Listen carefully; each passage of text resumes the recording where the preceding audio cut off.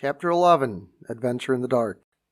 Alexander attempted to continue his courtship of young Miss Jameson, but she continued to reject him and refused to see him.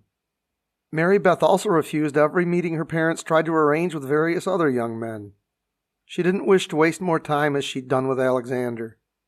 Eventually, Mr. and Mrs. Jameson started to just bring them over unannounced, as they tried to do with Alexander. She was polite to all of them, but still interrogated them on their views of life, the Bible, their place in the community, etc. After the first answer she did not like, and she dismissed them courteously but promptly. Mr. and Mrs. Jameson grew weary of this and instead began encouraging their daughter to choose a major university right away, instead of the local school. They wanted to send her away not so much for her educational benefit, but to get her far away from Johnny, whom they figured was at the root of her unreasonableness. They also hoped this would give Mary Beth an opportunity to rub elbows with the right kinds of gentlemen, those with wealth and influence. The parents believed the secret to a young woman's success and security was marrying right, someone with wealth and power, regardless of what they lacked in other areas. They still felt Alexander fit the bill, but knew their daughter would never accept him now. Alexander was more angered by this news than hurt. He was accustomed to having his own way on most things. Mary Beth agreed that it was important to choose a spouse well, but she had different ideas about what it meant to be successful. Ideas seemingly shared by no one else in the world except her and Johnny. For them, the secret to being successful was to make an impact in the lives of people around them, and to share the same causes and concerns. She once told her parents, "There's nothing wrong with money as a means to an end, but I can't abide money being an end unto itself. It pushes aside everything else that's important." Mary Beth was now certain that her parents would never approve of anyone who didn't value money above all else. She thought, all these people are wrong on almost every other point of life. It was already the middle of August. Johnny and Mary Beth began to write more fervently to each other. They knew their time was running out if they were to have a life together, as they had been planning through their secret letters. After much thought about the matter, they decided to meet with Pastor Stevens. The pastor said, "I think I know each of you about as well as anyone can know another person. In my opinion, you will make a good match for one another eventually. By that I mean you're not ready yet. Mary Beth, it sounds like your parents are making it tough, all right. Is that the same thing as making it impossible? The Bible commands us to honor our mother and father, but there's also a warning to parents not to frustrate their children with unreasonable expectations. It's not my place to mandate where that line is or what to do about it if they've crossed it. Whatever God intends between the two of you must take precedence over everything else." Johnny asked, "If we feel that we must press on in this direction now, then would you marry us?" "Johnny, Mary Beth, I personally would do it, but church policy frowns on a union that's against either parent's wishes. Johnny, you know what state the congregation is in at present. The Jameson family is a powerful influence, and they could undermine this delicate ministry. Although it grieves me, I have to decline." Johnny and Mary Beth made their decision, and they wouldn't abandon it so quickly. Both of them were mature for their ages, but they were not naive. They knew their youthfulness would make marriage more difficult. Mary Beth said, "Thank you for your opinion, Pastor. We agree it would be best to wait, but with things as they are, waiting doesn't seem to be an option. It seems that God has meant this to be, in which case it's better to have it happen too soon than go unfulfilled." As they turned to leave, the pastor winked and said, "Remember, this isn't the only church in these parts." Johnny knew several of the pastors in Lawton from visiting their churches, one of which was the church he'd been attending just 2 blocks from his boarding house. That church's pastor said, "It's wonderful news. Our policies dictate that you both must be members of this church for 6 months prior to the wedding. Since you say she lives in Townsend, it'll just take an extra month for her to complete the absentee member process, but then..." At this news, Johnny motioned him to stop and said, "Pastor, thank you for your time. I regret that we were thinking of a much sooner time scale. At this point, I feel I need to look elsewhere first. I'll let you know if there's a change in our plans." The boarding house had returned to normal after the construction was completed. The job allowed Johnny to save up and buy a bicycle, so he was able to travel further looking for new work. While in a remote neighborhood, Johnny stopped by a church there to inquire. After giving Pastor Stevens a reference, the pastor said, "I'd be more than happy to perform a small private ceremony in the parsonage. We do it all the time. My wife usually serves as the legal witness. I will, of course, need to charge you my standard fee of $25 for this service. Being in the next county, Mary Beth's parents, though still known, didn't carry nearly as much authority. The majority of the congregation of that church wouldn't care about the money or reputation of the Jameson family. The plans were set for September 23rd, about 3 weeks away. Johnny spent the remainder of that week making all the necessary arrangements. For the final part of the plan, he bought 2 tickets for the last bus to Lawton, departing at 10 o'clock at night. He was grateful that the man at the counter wasn't much interested in other people's business. The bus drivers came out of the main terminal in Lawton. They wouldn't recognize either of them. Anyone else getting on the bus wouldn't be able to get word back to Stephen Jameson in time to thwart their plans. However, they were afraid that someone exiting the bus in Townsend might recognize them and get word to her parents. In the middle of the night, Johnny went to the Jameson home. He crept into their shed and quickly found the pruning ladder that Mary Beth purposely set aside. Carefully, he raised it to her window. In a moment, she appeared at the window with a small suitcase. Johnny scaled the ladder and took the suitcase down with Mary Beth following behind. It seemed somehow dishonest, but she knew her parents wouldn't approve of anyone much different from Alexander. Though she loved her parents, she couldn't live by such faulty principles. It seemed even more dishonest. As they ran away from the house, a dog began to bark inside the home. They ran to a small wooded patch to the side and hid in the shadows as the front door opened. Mary Beth's father emerged shouting, "Who's there?"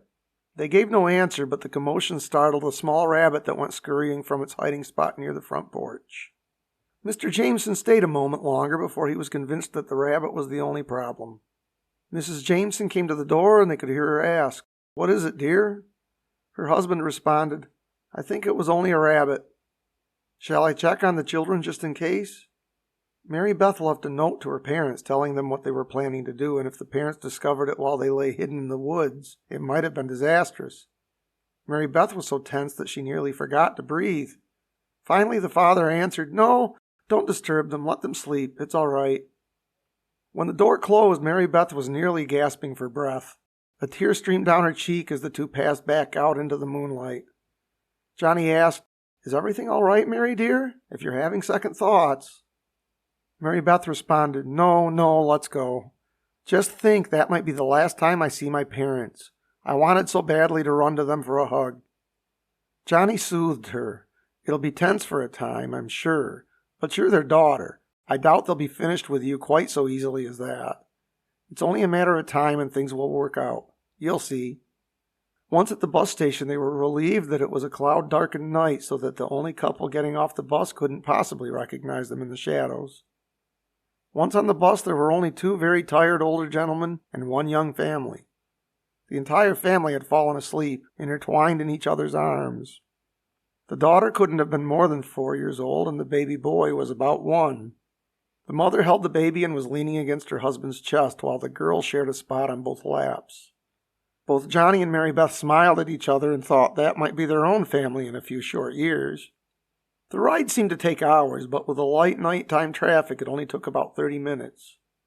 After dark, the buses began to drop people off at the stop sign nearest their intended destination. They conveniently exited the bus only half a block from the parsonage. Otherwise, it would have been well over a mile walk from the Lawton bus terminal. The sky had mostly cleared and the moon was full, making for a rather pleasant walk to the church. Johnny saw an old Ford panel truck parked in the driveway of the parsonage, propped up on blocks for a missing front tire. He thought the truck looked oddly familiar, but he couldn't think where he saw it before. He noticed writing on the side, but it fell in the shadow of the home, so he couldn't make it out. The minute the couple set foot upon the front step, the pastor greeted them. "Good evening. I'm glad to see you're so prompt. That's one promising sign. I've been watching for you. The bell always wakes the whole family. Come on into the house." He ushered them into the front room with a small pulpit set up in the middle. "Only one small hitch. My wife has fallen ill. Nothing serious, mind you." A nervous look briefly passed over the pastor's face as he added, "Fortunately, a traveler with a flat tire is staying as a guest until morning. She's agreed to fill in. I hope it'll work out all right." The pastor had asked the woman to fill in earlier, and she agreed, though she commented what a strange thing it was to Mary in the middle of the night. She also told the pastor, "I'll be a-wantin' to clean up my old shotgun, just in case you'll be a-needin' it to be a-completin' the ceremony." It shocked him to see her pull it out of the extra-large carpet bag she carried in with her belongings. It startled Johnny and Mary Beth when Widow Jackson came in from the back porch. "Pastor, do you have a small piece of steel wool? I seem to have a spot of rust on my old barrel. Won't hurt the fire in none, but 'twas one of my late husband's favorite guns. I want to keep it in prime shape. Maybe a—" Widow Jackson looked up when she sensed that they were not the only ones in the room. She was also startled when she recognized the young man as that little orphan boy from across the street from her home. What startled her most was Johnny's appearance. He seemed much less like the little orphan boy and more like a grown man. After a moment's pause with her jaw hanging slack, Widow Jackson said, "I reckon I won't be needing to use my shotgun after all.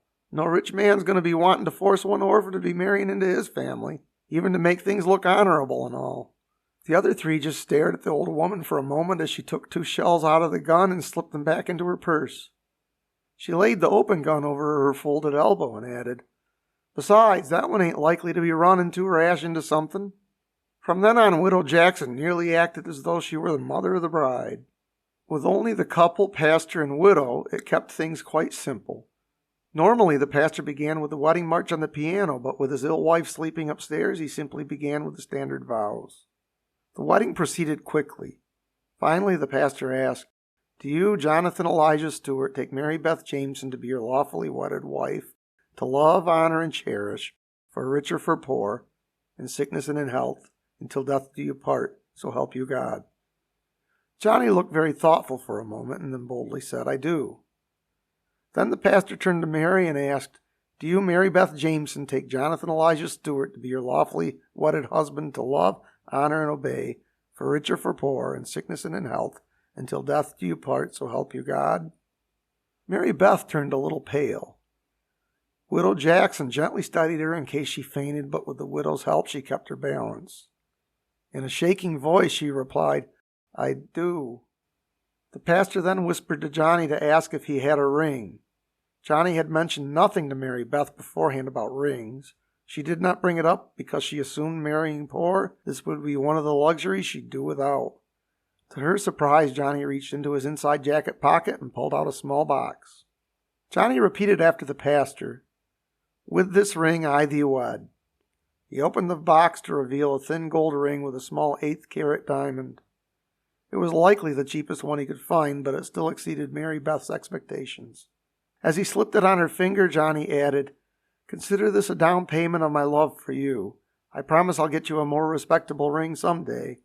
Johnny then handed Mary Beth an equally thin gold band, which she placed on his finger while repeating, "With this ring I thee wed." Widow Jackson pulled a handkerchief out of her purse and wiped at her eyes, then blew her nose softly, hoping not to make too much of a distraction. Then the pastor said, "I now pronounce you man and wife. Johnny, you may now kiss your bride." Johnny and Mary Stewart turned at the sound of the widow sniffling. They saw the widow dabbing at her eyes with her handkerchief. Mary Beth just smiled and clasped the old woman's free hand. Widow Jackson said, "Somehow wish there was one of them pretty white dresses. Oh, and the cake. There should have been a cake, if I had only known." Afterwards, the pastor served cookies and milk and asked the new couple what their plans were. Johnny looked dumbfounded as he said, "I hadn't even considered that yet. There are no buses running this time of night, and my boarding house is clear on the other side of Lawton, miles away. There are a few cabs about, I suppose, but I sure haven't got the fare." The pastor said, "If you promise, as Mrs. Jackson did earlier, that you won't advertise I'm running a boarding house or something, I do have a small guest room built onto the barn. Sorry it isn't much, but the widow already took the spare room downstairs." They slept little the night before because of their nerves, so they turned in and Johnny immediately fell asleep. It took Mary quite a few minutes to adjust to the sound of somebody else's breathing in the room. They awoke at first light, with sunshine streaming through the window, which had no curtain. In the morning, her parents found the note on her pillow when she failed to come down for breakfast. "Dear Mother and Father, I love you both very much and am sorry to leave this way. I love Johnny and I know you'll never have him willingly. I feel like you're trying to keep pushing and pushing until I settle for someone of your choosing, someone that I don't and can't really love. When you read this note in the morning, Johnny and I will already be married. I hope that someday you can forgive me and I hope that you will give Johnny a chance to show you who he really is. I want our family whole. Give hugs and kisses to my sister and brothers for me. They knew nothing of this. Love always, Mary Beth. Johnny made Mary Beth close her eyes when he opened the door to his room. She was surprised that it was so small with few furnishings. Life in the Jameson home had spoiled her. After passing back out into the hallway, Joe saw them and said, "Johnny, don't let the landlady see you with a female visitor up here. You should keep to the public places when entertaining." Joe was shocked when Johnny replied, No, it's okay, Joe. As of last night, she's now my wife." After gaining his composure, Joe remarked, "Well, congratulations are certainly in order, but I dare say this turn of events is going to cause a problem with your housing arrangements. I don't think they even plan for having couples here." Johnny moaned, "I never stopped to think about that." Joe gave a smirk as he said, "From what I hear about marriage, that statement will probably cover a lot of things. Trying to hide her here would look really bad. You had better go talk with the owners about this pronto." The husband of the home informed Johnny that the present arrangement was no longer possible. But he added, "Let me talk it over with my wife. With her kids off on their own now, we have an empty room here in the main house. I make no promises, but come back later this afternoon for an answer." Upon returning, the woman of the home said, "I'm willing to go along with it, but you'll have to pay extra. Say, I do have another thought, though. I sure could use some help around this place. I'm not getting any younger now. We'll charge you the same rent in exchange for your wife's help, assuming you're agreeable, of course." This proved to be an excellent arrangement for several reasons. Johnny and Mary Beth never gave a thought to what she'd do with herself all day while he worked. Not only did it give Mary Beth something to do with her time, but companionship as well. In addition, for a girl raised in a home with maids and butlers her whole life, she had no idea how to manage a home herself. The landlady proved an endless source of education on such matters. Eventually, word got around Town's End that the two had eloped. Those in the social class of the Jameson family were shocked, while the family themselves were downright humiliated and said very little. They were dismayed that groups of people grew quiet whenever they entered a room. They quite correctly felt that they were a main topic of discussion for several weeks. The regular people seemed to take the news without much of a reaction at all, as though they really quite expected it, or couldn't care one way or the other. Mr. Samuels and Pastor Stevens were having breakfast together downtown and were being served by Christine when they heard the news going around from table to table. The pastor smiled and nodded his head while continuing to sip his coffee. Mr. Samuels slapped his thigh, laughed, and then said, "Well, all right. It's about time that boy went off and did something rash and impetuous." The pastor said, But it comes too soon. Are they ready for this? It should have been put off until they both grew up a bit more. Still, circumstances as they are, what else could they do? I really didn't expect it so quickly, though." He gave a sigh and returned to his coffee. Christine announced, "Well, too soon or not, this calls for some sort of celebration. Free coffee for everyone. I'm buying." With that, others added a cheer and raised their coffee cups in the air. Christine scurried off to the kitchen to grab a fresh pot off the stove. Before breakfast was over, the two men agreed to fix up an old 48 Olds that had belonged to Mr. Samuel's mother-in-law. He didn't know what to do with it, and it just sat in the garage.